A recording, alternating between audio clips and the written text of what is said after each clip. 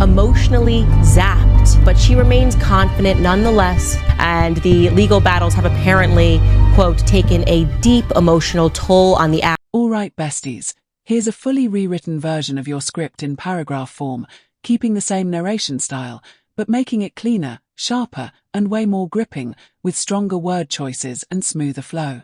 Nothing important is removed, it's just tighter, clearer, and more compelling for listeners' white-down pointing backhand index. Hi besties, welcome back to the channel. Let's get straight into it, because what's sitting on the public docket right now completely flips the story we've been told. Blake Lively and her husband didn't just star in this film, they effectively took it over. Public filings originally claimed that Wayfair handled marketing, but a letter Blake personally sent to the PGA tells a very different story. In that letter, Blake states that she and Ryan Reynolds were the ones who developed and executed the entire marketing and PR strategy for the film. That PGA letter, now attached as an exhibit to the Statement of Undisputed Facts, is the document Blake tried to keep sealed last week. And now it's obvious why. That letter destroys the claim that she was merely an employee following instructions. According to her own words, she wasn't following orders, she was giving them. Publicly, Blake insisted she simply carried out Wayfair's approved marketing plan. Privately, she told the PGA that she was the architect of the entire campaign. If you strip this case down to its core and ignore all the noise, the contradiction becomes impossible to ignore. Blake has repeatedly said she was just executing someone else's strategy. But in her letter to the PGA, she says she personally produced content days with her husband and her production company, Maximum Effort, secured cast participation, coordinated producers and the author, and oversaw the creation of marketing assets for release. That's not an employee role, that's leadership.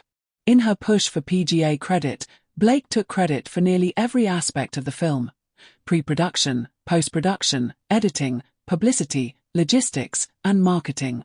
The only thing she didn't do was development, which raises an obvious question. How did she qualify for that credit in the first place? This is precisely why she wanted that letter sealed. Because standing alone, it completely eviscerates her case. She says, in her own words, "I was in charge." And this is where the infamous 17-point agreement comes in. That agreement wasn't incidental. It's woven directly into her PGA letter and reads like a roadmap for control. The marketing, the content days, the digital strategy, the trailer, book bonanza, even cast appearances. Blake claimed responsibility for all of it.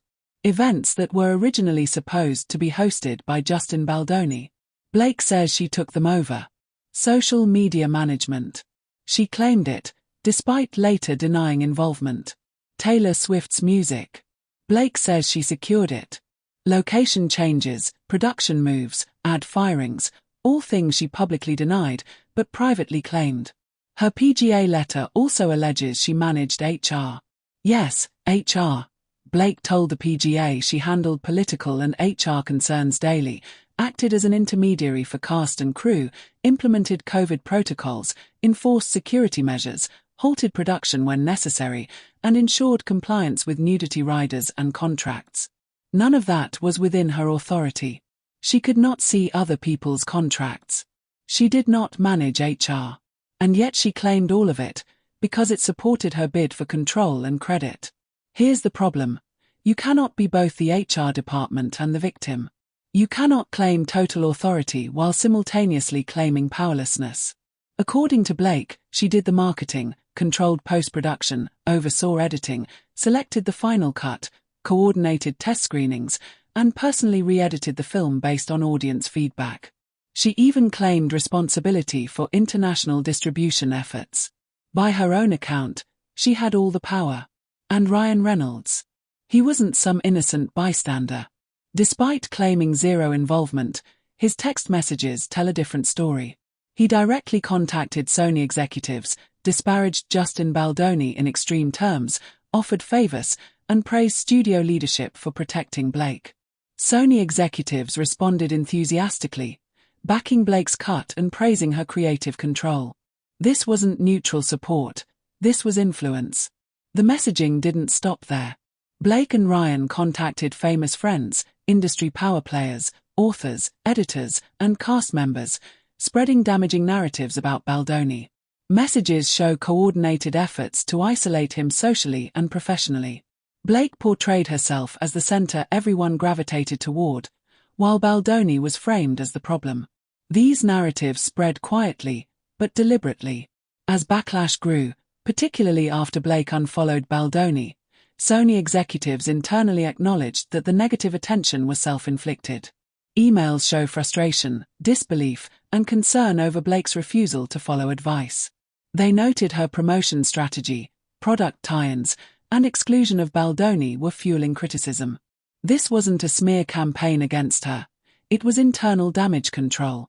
Behind the scenes, Ryan pushed for aggressive PR responses. Messages reveal discussions about killing stories, planting counter-narratives, and using PR professionals to fight back.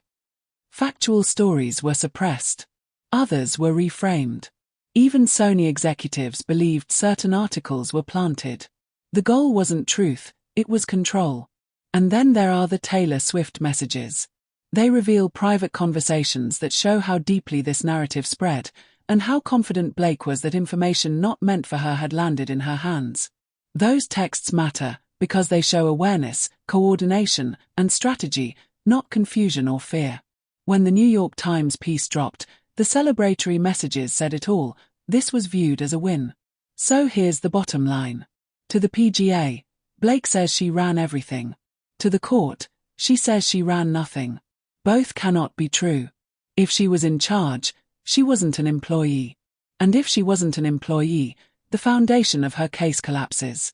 What remains is a documented effort to seize control of a film, shape a narrative, and eliminate opposition, all in her own words. And this is only what's been released so far. More filings are coming. More texts are coming.